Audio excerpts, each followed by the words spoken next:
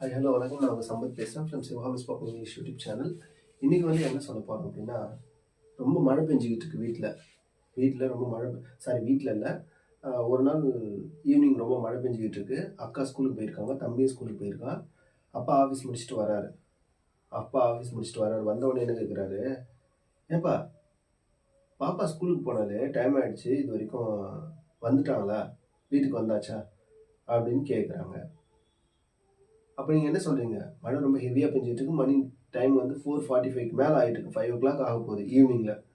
இல்லைப்பா இன்னும் பாப்பா வரல, பாப்பாவுக்கு பேர் இருக்கும் சரிங்களா, ஷாஷான்னு வச்சுக்கிங்க. இன்னும் ஷாஷா வரலையே, அப்பா இன்னும் ஷாஷா வரல அப்படின்னு சொல்லும்போது, ஷாஷா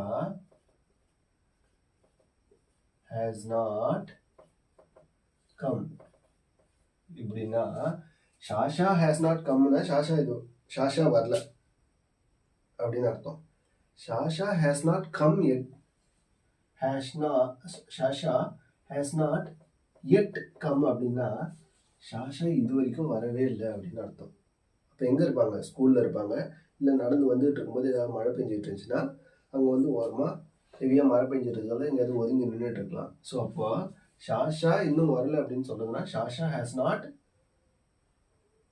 கம் எட்டுன்னு சொல்லலாம், இல்லை ஷாஷா ஹேஸ் நாட் எட் கம் அப்படின்னு சொல்லலாம், இல்லை எட் ஷாஷா ஹேஸ்ன்ட் கம், இல்லை ஹேஸ் நாட் கம் அப்படின்னா அங்கே ஷாஷா இது வரைக்கும் வரல அப்படின்னு அர்த்தம். இந்த ஷாஷாவை எடுத்துட்டு வேற பேர் போட்டுங்க. இல்லைனா ஷீ, ஏப்பா அவள் வந்துட்டாளா, வீட்டுக்கு வந்துட்டாளா அப்படிங்கும் போது ஷீ ஹேஸ்ன்ட் கம், அவள் வரல. ஷீ ஹேஸ்ன்ட் கம் அப்படின்னா அவள் இன்னும் வரல. அதே மாதிரி ஷீ ஹேஸ்ன்ட் கம் எட் அப்படின்னா அவள் இன்னும் வரல. பட் ப்ராப்பராக எட்டை வந்து இங்கே தான் சொல்லணும். ஷி ஹேஸ்ன்ட் எட் கம் அப்படின்னு தான் சொல்லணும். நிறைய பேர் வந்து பின்னாடி சொல்கிறாங்க ஷி ஹேஸ்ன்ட் கம் எட் அப்படின்னு சொல்கிறாங்க சரிங்களா. அப்போ இன்னும் அவள் வரல அப்படின்னா ஹி ஹேஸ்ன்ட் கம் எட் அப்படின்னு சொல்லிக்கலாம். ஓகேவா? பாய்.